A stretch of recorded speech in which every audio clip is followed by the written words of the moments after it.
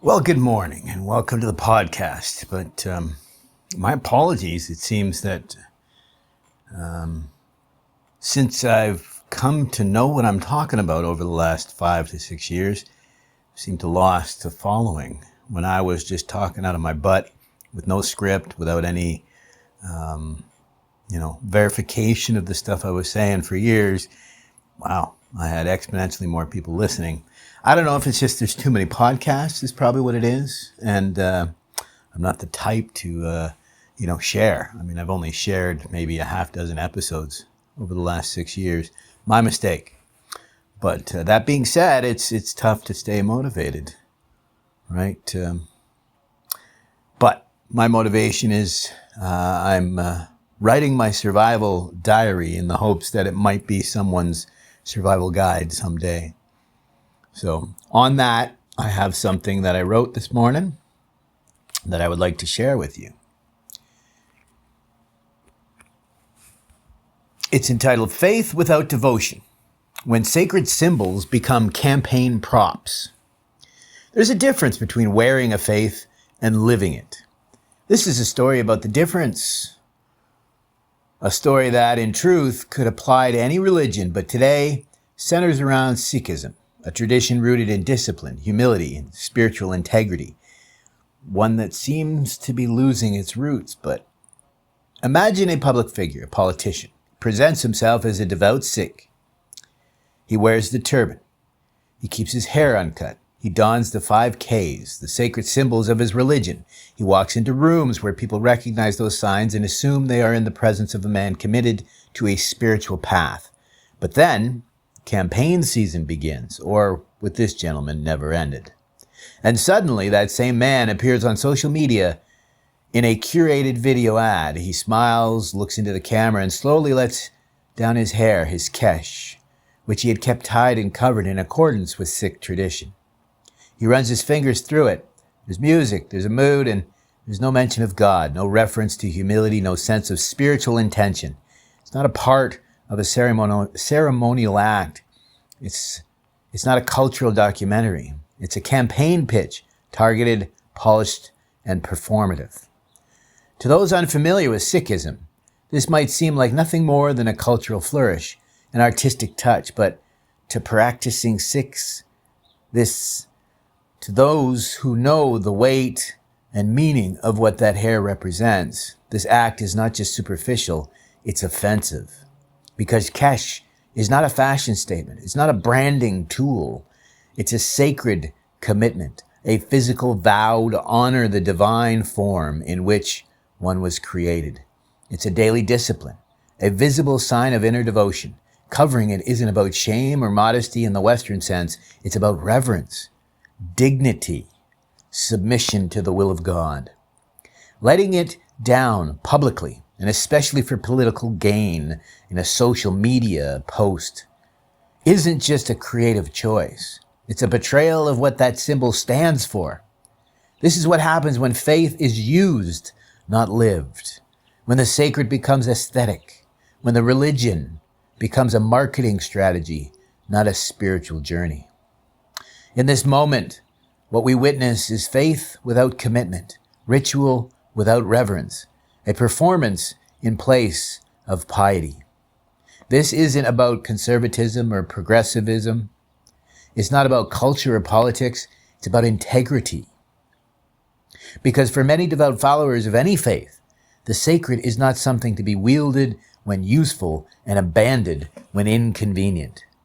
It is a constant, a quiet companion, a reminder of something greater than the self. So when the leader strips meaning from a sacred practice to win approval, they don't just lose votes, they lose respect. They reveal that their connection to the divine is conditional, calculated, and ultimately cosmetic.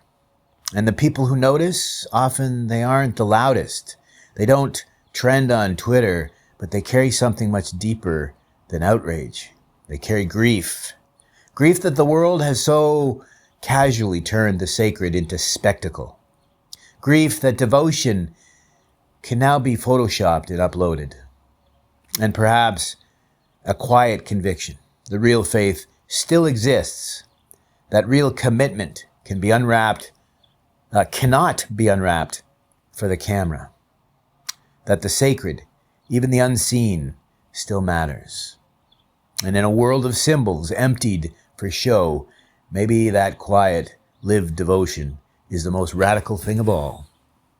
So remember, it's faith, hope, and love, or love/charity.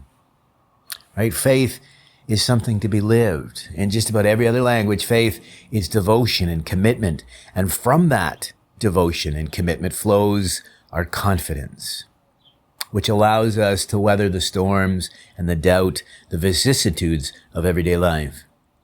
So without your commitment, without your devotion to the path you follow, without it being devoted to being better than your previous self and being compassionate and understanding to other creatures, without you having a sense of what you understand to be truth, or at least pointed towards that truth, then, well, that's how we find ourselves lost in this modern malaise. And just to remind you again, Carl Jung had this same issue 100 years ago. He said 20% of his client base suffered from this modern malaise, an unattributable ennui, a sadness, a loss, an emptiness. And he said to each and every one of them, it was solved by just adopting a religious view in life, of life, right? This is having a commitment. I think he was inspired by Nietzsche's Eternal Return, that thought experiment that is our solution. That what if you were to treat everything in life as a cycle, as a circle, that you will live it over and over again. And yet, could you be happy? Could you imagine Sisyphus happy? Once again, Camus, inspired by Nietzsche. You must imagine Sisyphus happy, because life seen from the inside is usually a series of missteps, of errors. So truly, life's vicissitudes are what create us, often defined as, the little troubles, the strife in life. But I think there's no doubt that without strife, we wouldn't be ourselves. Without strife, we are stuck in the status quo, the way things are, not the way they could be or the way they should be. And as John Gatto said, from just learning by being a teacher for 30 years, we suppress the greatness in all of our children. This myth of genius is holding us back. It isn't genius that drives us forward. It's rebels. It's people who are willing to be authentic, even in the face of so much that wants us to be silent. And I say, in a society that's suffering at the hands of narcissists, is it any surprise when we suppress its opposite, openness?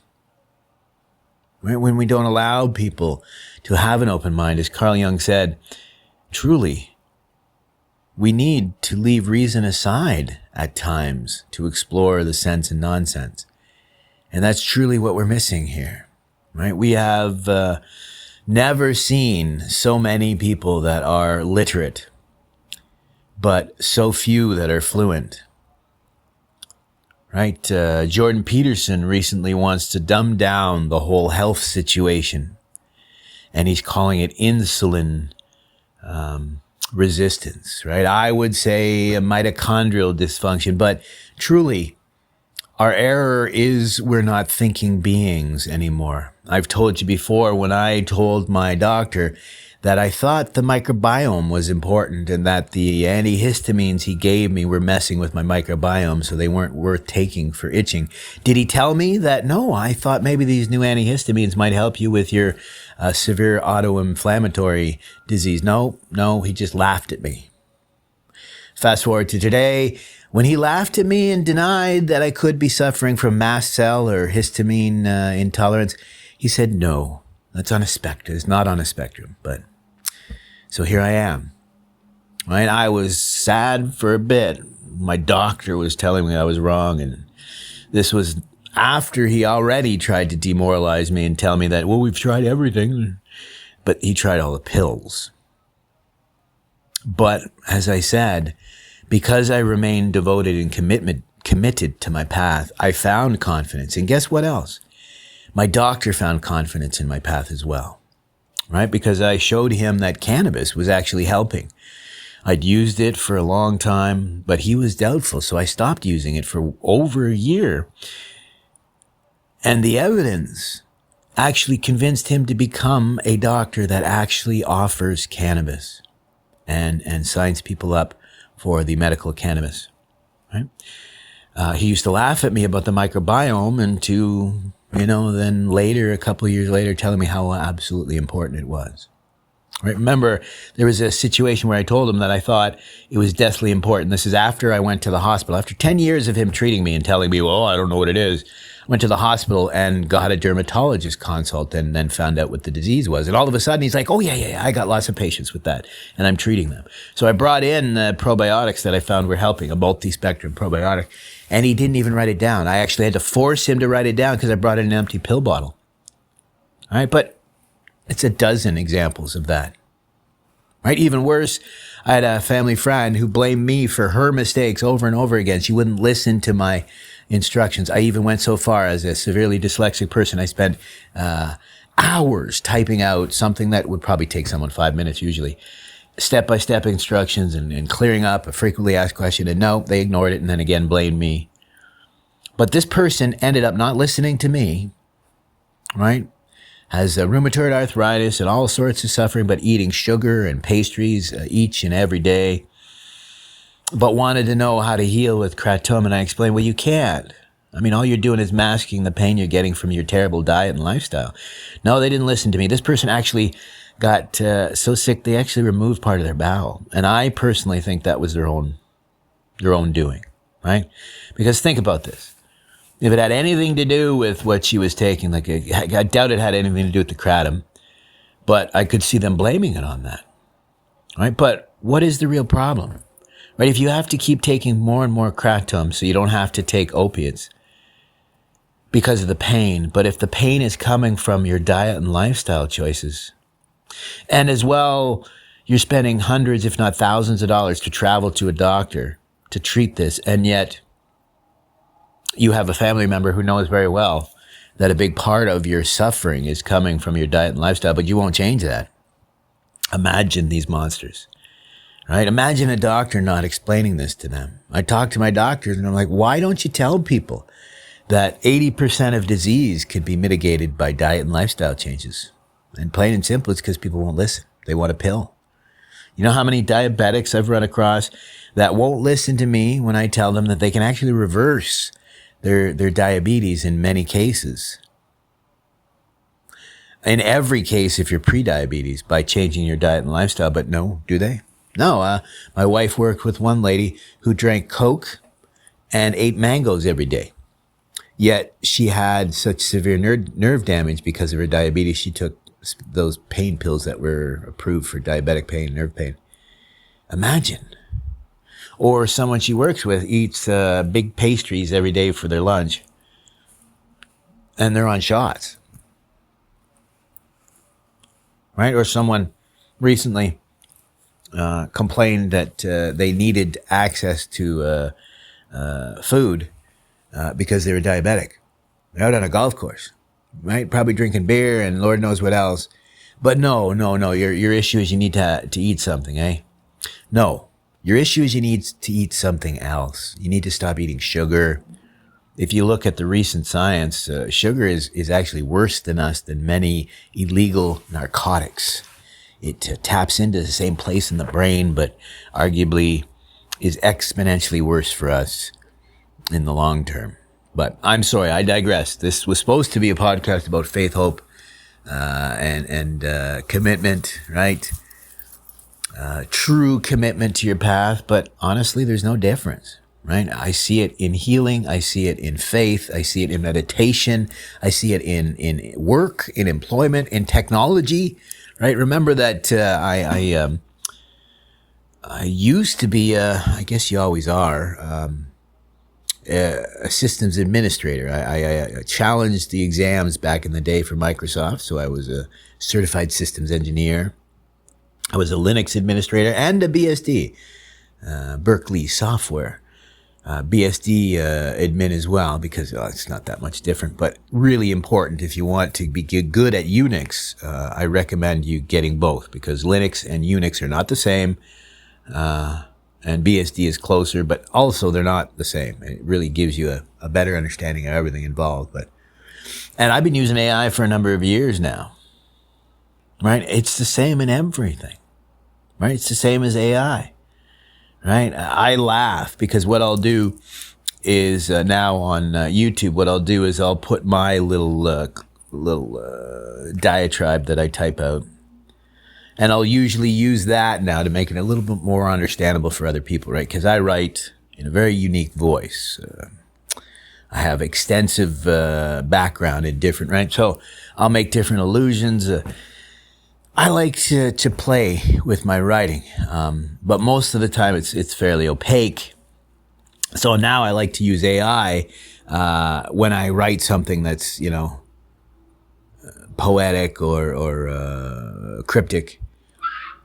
I'll use AI to expand and explain it to people who may not have the experience, background that I have, right? My very specific reading that I do, in case they're interested, but I don't have anyone engaging with the material. Just once in a while, I'll have someone, I have people engaging with the material, but I mean, overall, most of the engagement seems to be assuming it's all AI generated content.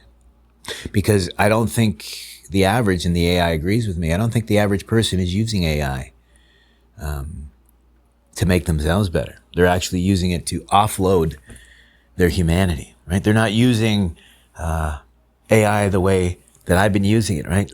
That I will speak into it what I would usually, say for a podcast. And I allow it to, help me with a script. Because that was my main critique I used to get. You're seeing here now for the last, 6 minutes. I tend to ramble. So I found using the AI helped me stay on script and on message, right? Not to mention, like I said, when I say something really cryptic, the AI can pick it up for me and help express what we're really getting into, right? Well, it's exactly what I said. My heart broke. I'm in a new course on Tantra, but we finished, we did a 6-month course on the Bhagavad Gita. What was it? Last year? I think we finished up this year, or might have actually finished. I can't remember when that course was. I do so many of these courses. But I remember this one because one of my favorite professors, but he said there's only a few thousand of us engaging with this material deeply.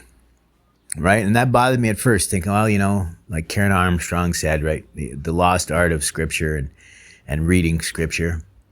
But what I've realized is the real problem is thinking, right? It all relates back to this, right? We need to have agency in our healing, and need to have agency in our faith, in our politics, you name it, right? I've talked about this all the time.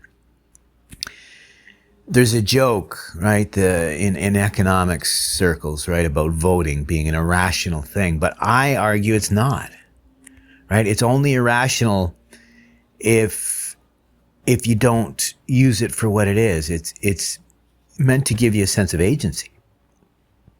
But what's changed in the last few years is the real issue now is not so much the agency is missing, is the agency's been robbed from us, right? So follow me on this. If your vote doesn't mean all that much in the greater scheme of things, but what matters is that you feel you're taking part and you feel like you voted and you feel like you've had your say. But what happens if the politicians that you're voting for don't do what they say they're going to do? Well, not only have we seen that this makes people really upset when you do the bait and switch, really upset. You can't make them happy by giving them what you promised them. You have to give them more. So just based on that psychology alone, this bait and switch, not only does it rob you of, that hope and that trust and that faith that, we have a shared future, but worse, it robs you of that agency because you thought you were voting for them for a specific reason. And if, for example, here in Canada, if that reason was election reform and then they proceed to not reform the system, but after a number of years decry that they wish they had, it's what? The majority of the country voted for you because of that reason. Then you said you couldn't do it. But when it would benefit you, all of a sudden you're upset that you didn't do it. Again, not saying that you couldn't. Now it's you wish you had. That just robs people of everything. Of truth, of faith, of reality, of honesty, of faith in our betters, faith in, we're seeing this with that, Dave Smith? And it's hilarious because I called this, Douglas Murray has completely destroyed his reputation. And why? Because he went on, instead of saying we need to find elites that we can trust, we need to find experts that we can rely on and trust. No, he went on saying, well, you can't say something unless you're an expert. But then they're like, well, we just relied on experts for a couple of few things recently, and they failed utterly. So what are we supposed to do? He's like, well, you're supposed to not talk about it unless you're an expert. And Douglas Murray proceeded to put up an article. I think he failed. Because again, he's Oxford trained, so he assumes people read beyond the headlines. Well, you're wrong, bud. People don't read beyond the headlines. But what's worse is people now read into the headlines, right? People have gotten lazy but woken up. So he put up a headline talking about how, these so-called experts on this and that. Well, they never claim to be experts. Obviously, he doesn't have guy friends because the amount of crap we talk to each other all the time. But it's a process, right? We're not totally full of crap. It's how we work through things, right? Guys are a little weird, right? So the fact that he's missed this, but worse yet, the reason why people have turned on him is because he missed the entire point. He keeps saying that we need to rely on experts, but the leitmotif is how do we know who we can rely on? Because most of the experts are full of crap, and the ones that aren't are busy studying and researching and doing the work. Not enough time to be on social media, right? Like Neil deGrasse Tyson, just the worst, honestly, the worst. And he should have just stuck to astrophysics or teaching and getting people inspired about space. But when you start speaking about things that are not in your wheelhouse, that's Douglas Murray's problem, right? The journalist is literally a career where you do your own research and then you share your opinion, but you're supposed to keep your bias out of it. Now it's all pure opinion piece, nothing but opinion. And yet we're not supposed to do our own research. We're supposed to leave that to the journalist. Again, Douglas Murray is an English major. So he's what? Like Sheldon Cooper? Because Sheldon Cooper was a physicist. So that means to him, he understood the entire universe and everything that's in it. So is that what Douglas Murray is saying? Because he has an English degree, he understands language, therefore the entire universe? I find that hilarious in the postmodern age. I just wrote about this, I think yesterday, that what I call modern philology is an attempt to repair this error. We have dumbed down our language to the point where it's worthless, in a sense, right? Because even Douglas Murray has dumbed down the language to the point that it's worthless. Because in that title, he said these so-called experts, where they never claimed to be experts, and even clarified that, no, we don't say we're experts. We're just talking about this stuff because we have a right to talk about it. He used the word spew. They spew this misinformation. Really? Spewing. He chose that word on purpose. That's not a word an Oxford educated English major journalist should be using, unless he's hoping to sway his audience before they even start reading the article and the evidence, because arguably, like I said, he probably isn't going to provide any evidence because he's already lied in the headline. And as I said, most people don't read past the headline, right? That's our devotion and commitment to truth, right? It's bad enough that you'll only read the headline. It's bad enough that the headlines are lying. Neil Postman warned us about this. In the 80s, he said the news was headlines and the interrupting ads. And I argue it's all propaganda now. Interrupting ads, which are propaganda. So where do we go from here? Our only way out is through. So that means we need to begin thinking, right? This is why I say Nietzsche once again was so right. Right? If God is dead because we have killed him because we no longer believe in him, and that him is anything that we used to rely on, our elites, our experts, our traditions, our rituals, our whatever it was that we relied on, if we can no longer rely on them, well, then that means not asking someone else to tell us, but we must carve for ourselves a table of values. And that's not just for religion. Again, an AI, see how stupid AI is, will push back at first on me and say, well, Nietzsche wasn't talking about education, or he wasn't talking about politics, or he was talking about this. And I'm like, seriously? That's where the human mind excels, and AI will always struggle to keep up. Absolutely.